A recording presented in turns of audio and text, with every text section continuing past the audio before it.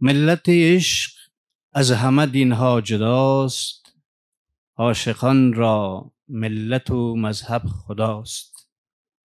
عشق کی ملت تو دینوں سے جدا ہے، عاشقوں کا دین و مذہب بس خدا ہے۔ مولانا اس پرمعنی گفتار کے ذریعے انسانی معاشرے کو ایک وحدت ملی یعنی ملت واحدہ میں تبدیل کرنا چاہتی ہے۔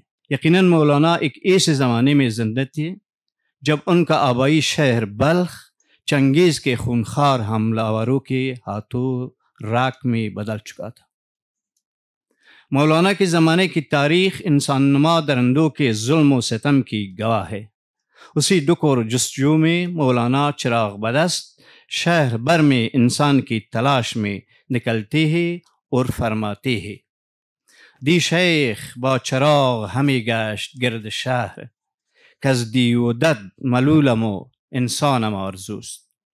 یعنی کل ایک شیخ چراغ لے کر شہر میں گھومتا تھا کہ جن و درندوں سے تنگ آ چکا ہو، مجھے انسان چاہیے۔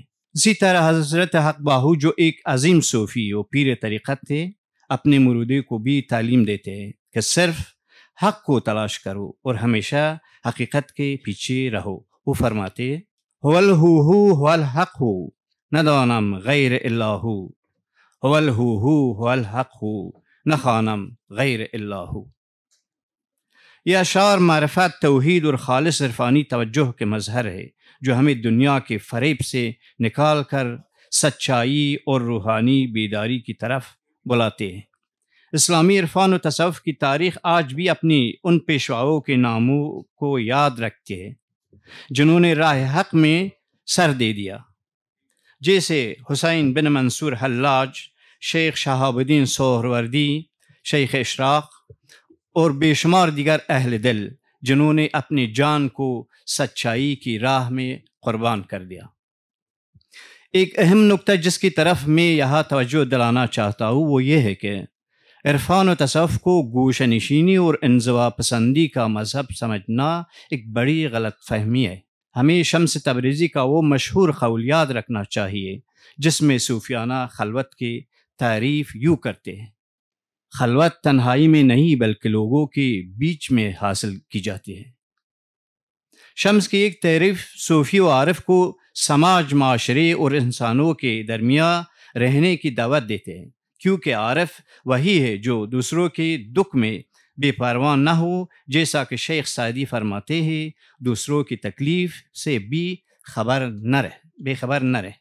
اگر آج بھی حضرت خواجہ معین الدین چشتی کے درگاہ پر ہر مذہب کے ماننے والے حاضری دیتے ہیں، اگر آج بھی خواجہ نظام الدین اولیاء اور امیر خسرو کے مزار پر لوگوں کی آمد کا سلسلہ ختم نہیں ہوتا، اور اگر خونیہ آج بھی دنیا بھر کے زائرین کو اپنی دامن میں سمٹے ہوئے ہیں، تو یہ سب اس بات کا ثبوت ہے کہ دنیا آج بھی عرفان کی پیاسی ہے، کیونکہ طریقت کے پیشواؤں کے نزدیک تمام انسان اس کرامت کے سبب عزت و احترام کے لائق ہے جو اللہ تعالیٰ نے خود انسان کو عطا فرمایا۔ وَلَقَدْ كَرَّمْنَا بَنِي آدَمَ، بے شک ہم نے اولاد آدم کو عزت دی۔ اسی قرآنی آیت کے بنیاد پر شیخ ابو الحسن خرقانی کا وہ مشہور قول جس نے اپنے گھر کے دروازے پر لکھا تھا یہ ہے: جو بھی اس در پر آئے اسے نان دو، اسے روٹی دو، اس کے ایمان کے بارے میں سوال نہ کرو۔ آج جب سیاسی جغرافیہ انسانوں کو ملکوں، قوموں، نسلوں اور سرحدوں میں بانٹ چکا ہے تو ہمیں اس اصل عرفانی کی ضرورت اور زیادہ ہو گئی ہے جو انسان دوستی، رواداری اور باہمی قبولیت کی تعلیم دیتا ہے۔ قناعت اور زندگی کی موجودہ نعمتوں سے فائدہ اٹھانا وہ چیز ہے جس کی اکثر عارفوں نے تلقین کی ہے، جیسا کہ یونس امر کا ایک شعر بھی اسی مفہوم کی طرف اشارہ کرتا ہے: جن لوگوں کے پاس دولت تھی انہوں نے جمع کی اور چھوڑ گئی، مگر آخر میں صرف ایک پیرہن ساتھ لے گئی، وہ بھی بغیر تاروں کی۔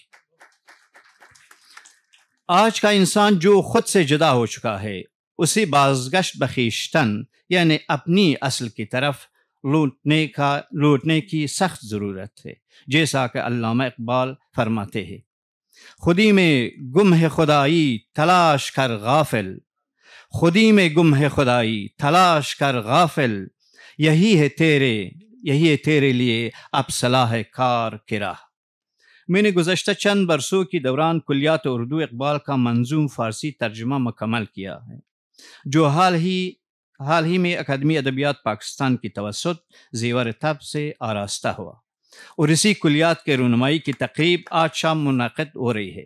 یقیناً آج کی مادی دنیا کو صرف روحانیت اور عرفانی دانش کے ذریعے ایک انسانی فضا عطا کی جا سکتے ہیں۔ امید ہے کہ حضرت مولانا اور حضرت حق باہو جیسے عظیم عارفوں کی تعلیمات مسلمانوں کو جہالت، تعصب، تنگ نظری اور فرقواریت سے نکال کر اتحاد، رواداری اور باہمی قبولیت کی طرف بلائے گی۔ آخر میں ایک بار پھر اس عظیم الشان اور مجلل کانفرنس کے انعقاد پر مبارکباد پیش کرتا ہوں۔ معزز محققین اور دانشوروں کے لیے کامیابی کی دعا کرتا ہوں، اور اپنی بات کو مولانا رومی کی اس بلند معنی ربائی کے ساتھ ختم کرتا ہوں۔ از کفر اسلام برون صحرا نیست، ما را به میان آن فضا سودایی است. از کفر اسلام برون صحرایی است، ما را به میان آن فضا سودایی است. عارف چو بدان رسید سر را بنهد، نی کفر اسلام و نہ آنجا جایی است۔ کفر اسلام سے آگے ایک میدان ہے، ہمیں اسی فضا کی طلب اور آرزو ہے۔ عارف جب وہاں پہنچتا ہے سر جھکا دیتا ہے، نہ وہاں کفر باقی رہتا ہے، نہ اسلام، نہ کوئی مقام۔ والسلام۔